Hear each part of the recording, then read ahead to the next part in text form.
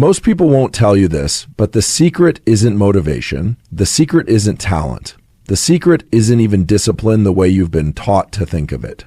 The real secret is forcing yourself to be consistent when every neural circuit in your brain is screaming to stop. When your body aches, when dopamine has run dry, when the reward system goes silent, that is the moment that changes your life. Let me tell you something rooted in neuroscience. Your brain doesn't care about your goals. It doesn't wake you up with a vision board. What it cares about, what it wires itself around, is what you do repeatedly. Patterns, repetition, behavior. The nervous system is shaped by action, not intention, not emotion, action. You want to know how elite performers get ahead? They build a relationship with boredom, with fatigue, with discomfort. They don't run from the hard days, they anticipate them because they understand the brain's plasticity window. The idea that what you do when it's hardest is what gets carved deepest into your neural architecture. So what does that mean? It means you need to force yourself to be consistent. Not once, not twice, but every single time you said you would. Why? Because your brain is watching. Your nervous system is adapting. Every time you choose to stay the course, to show up, to do the reps, whether it's physical, mental, emotional, you are training your future self. And here's what most people miss. Forcing yourself doesn't make you rigid. It makes you resilient. It doesn't limit your freedom. It builds it. Because the person who can do the hard thing when it doesn't feel good, when no one is clapping, when everything in their biology says stop, that person is untouchable. That person becomes unbreakable. Your goals don't care how you feel. Neurochemistry doesn't care about your excuses. You either show up or you don't. And when you do it over and over and over, without permission from your emotions, you begin to change. Neurobiologically, psychologically, physically, you become the kind of person who finishes what they start. So stop waiting for perfect conditions. Stop hoping it will get easier. Force it again and again and again. Because consistency under duress, that is where transformation lives. And your brain is listening every single time. Most people are still chasing motivation like it's a resource they can summon on demand. Like if they just read the right quote, hear the right podcast, or feel the right burst of energy, they'll suddenly become unstoppable. But here's what neuroscience tells us, and it's critical. Motivation is unreliable. It's neuromodulator dependent. It fluctuates based on internal states, sleep, nutrition, social connection, hormonal cycles, and external cues. That means it's volatile. It's not something you can build a high-performing life on. What is reliable, what actually reshapes the neural circuitry of your brain, is consistency, specifically forced consistency.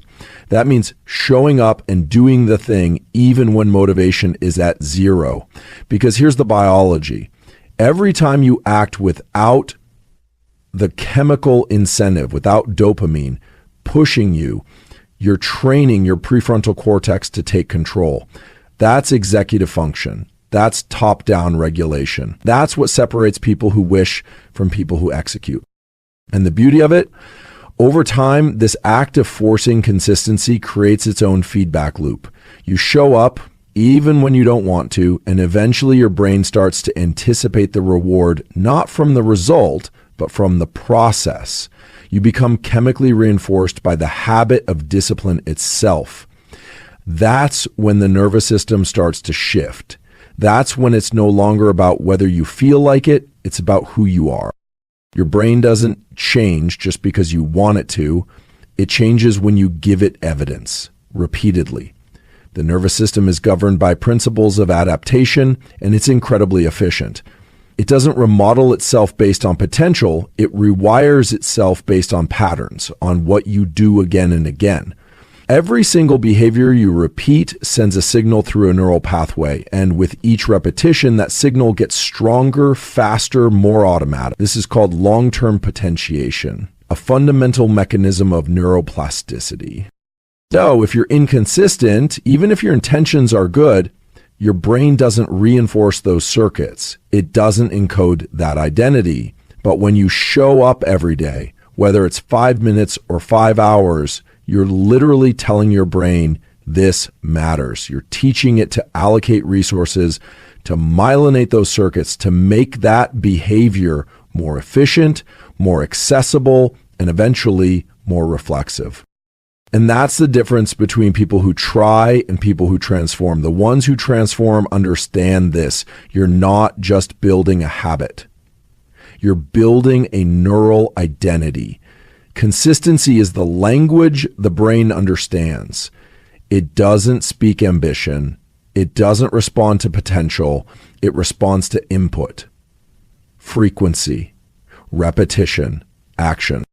For the humbum, there's a moment in every process, whether it's training, learning, or building something, when the dopamine drops out, that initial spark, that neurochemical wave that makes everything feel exciting and meaningful, it fades.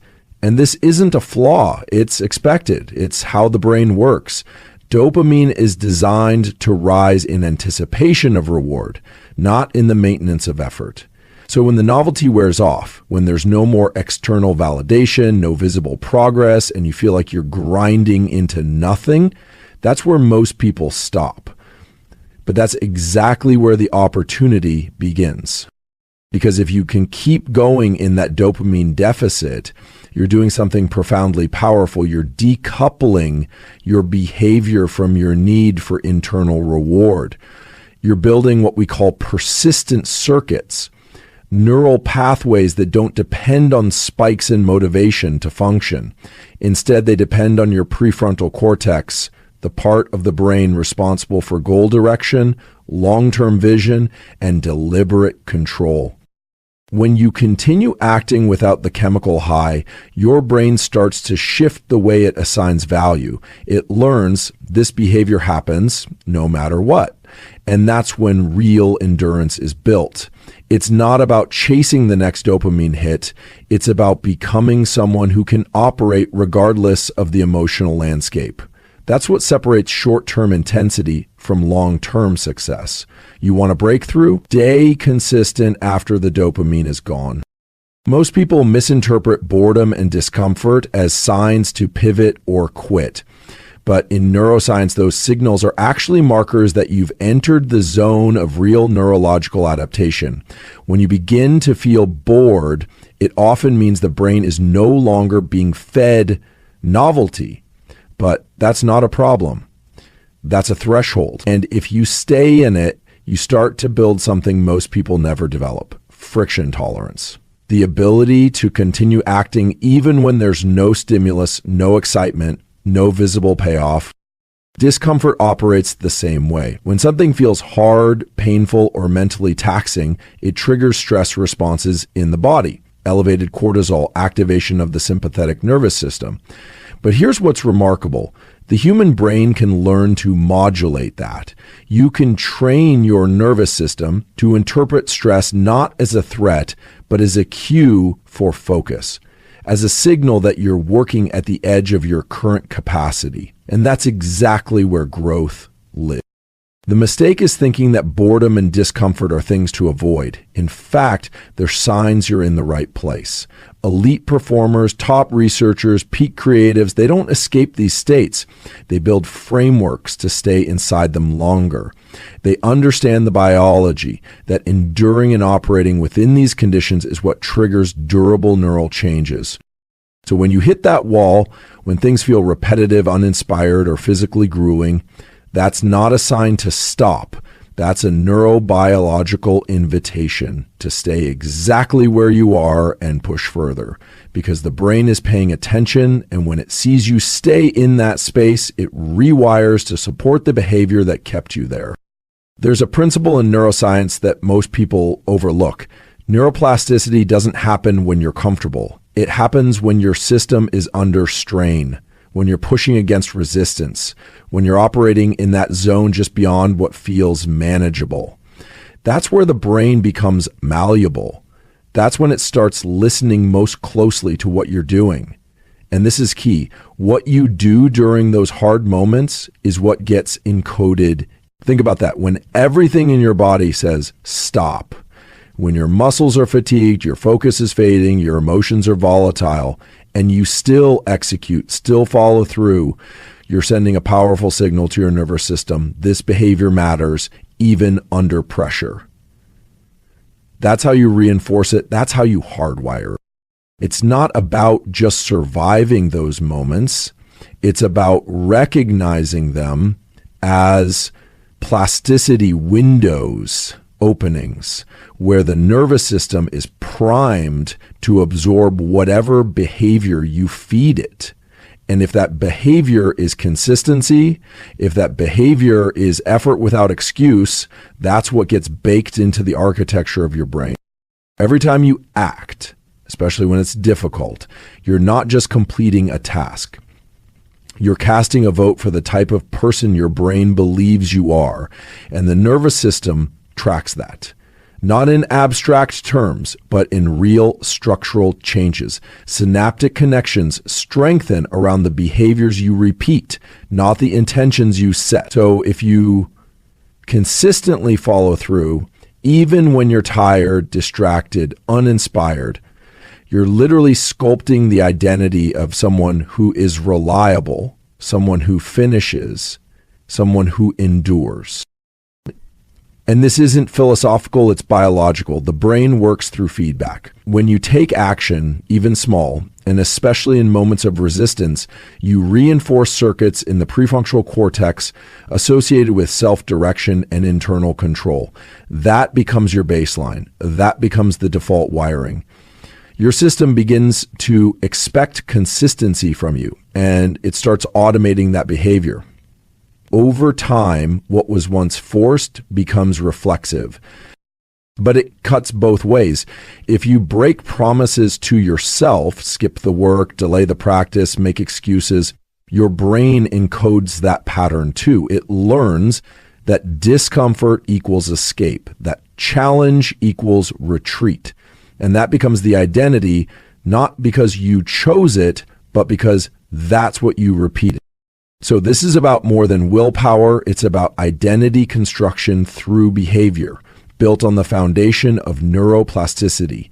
Every time you override resistance and show up anyway, you are hardwiring the belief that you are the type of person who does, not dreams, not plans, does. One of the most important distinctions to understand, especially if you want to rewire your life at the level of the brain, is that action changes the system, not intention.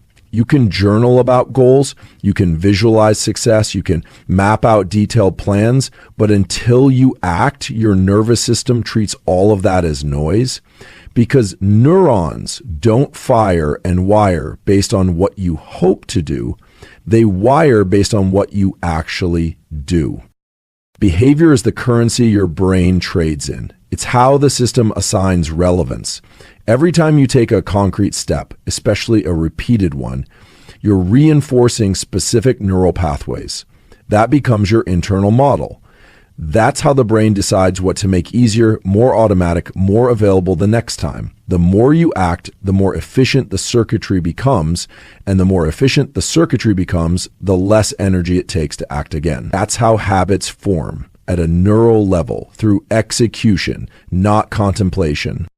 So if you're waiting until it feels right to start, you're misunderstanding the system. It's the behavior that creates the feeling over time, not the other way around. You act first, and then your nervous system starts to catch up. It begins to associate effort with familiarity, repetition with confidence, struggle with progress. That's when momentum becomes physiological, not just psychological. In other words, your thoughts don't drive transformation, your actions do. And when those actions are repeated under pressure without needing permission from your emotional state, that's when the nervous system starts to see that behavior as part of your identity. not something you do, someone you are. The moment you force yourself to act when it's uncomfortable, inconvenient, or completely against your emotional grain, you begin building something far more valuable than motivation, resilience. And not just mental resilience, but physiological resilience. Your nervous system learns through exposure. It adapts to stress through controlled doses of strain. So when you consistently show up, especially on the days you feel resistance, you're training your system to tolerate more, to recover faster, and to remain stable under pressure. Here's how it works. Every time you override the impulse to quit, you engage top-down control from the prefrontal cortex. That means you're strengthening the very circuits responsible for emotional regulation, decision-making, and sustained focus. Over time, these circuits become more dominant, and as they strengthen, your baseline shifts. What once felt overwhelming becomes manageable. What once triggered avoidance now triggers engagement. And that's where the real shift happens. Because the person who can take action without needing ideal conditions becomes immune to the fluctuations of mood, energy, and environment. It's not just willpower, it's neurological conditioning. You've trained your autonomic system to stay regulated in adversity. You've built stress tolerance at the level of the brainstem and limbic system. You don't just look consistent, you are consistent because your entire physiology has been shaped by repeated exposure to discomfort without retreat. And that's what builds real confidence, not because things get easier, but because you get stronger. The system no longer panics when stress shows up.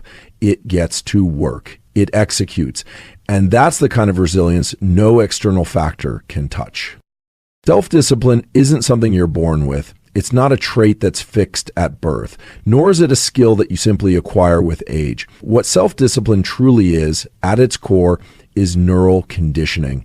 And the incredible thing is, it's one of the most malleable aspects of our biology. Through consistent, repeated action, particularly under pressure, we can train our nervous system to prefer doing the hard thing, to find meaning in the struggle, and to tolerate discomfort without flinching. And here's the paradox. While it feels like you're forcing yourself through sheer willpower, what you're really doing is training a part of your brain to automatically choose the right behavior, even without the active decision-making process. This is automatic discipline, where the action becomes ingrained and the effort feels less like effort because it's hardwired into your system. The more you condition your system in this way, the more it becomes part of your natural behavior. Self-discipline isn't a force you have to summon from some deep reservoir inside you. It's a skill that you hone and develop through consistent neural reinforcement, just like learning to play an instrument or training your body for physical endurance. And the beautiful part is that the more you practice it, the more automatic it becomes. It no longer feels like pushing a boulder uphill. It feels like a part of who you are. You see, transformation doesn't happen in the moments of ease or comfort. It doesn't happen when everything aligns, when the conditions are perfect. Transformation happens in the moments when you want to quit, when you feel like you can't go any further, when it's hardest to keep going. And that's precisely when the brain is primed for the most profound change. When you push through in these moments, when you show up despite the resistance, you're creating new neural patterns that never existed before. Here's why that matters. The brain doesn't just learn from success. It learns from struggle, from challenge, from friction. When you force yourself to stay the course during adversity, the nervous system adapts in a way that makes that behavior easier the next time. Every time you fight through that discomfort, you're creating a new neural baseline, a new level of capacity. You teach your system that you can handle more. You teach it that obstacles are not walls, they are stepping stones. The brain learns to seek solutions, not to retreat. And it's not just a one-time shift, it's cumulative. The more you force yourself to act when it's hardest, the more you expand your threshold. The more you build capacity for stress, for challenge, for uncertainty. This is how elite performers build their careers, how athletes push past plateaus, how creators make their best work. It's not that they don't feel the pressure. They've simply trained their nervous system to stay in it, to remain productive, to keep going when others would falter. So when you face those moments when quitting feels like the easy answer, remember, that is where your future self is being made. In those moments, you are building the person you are becoming. Your nervous system is molding itself to reflect the actions you take now. If you back down, you reinforce weakness. But if you push through, you reinforce strength, resilience, and a mindset that can handle whatever comes next.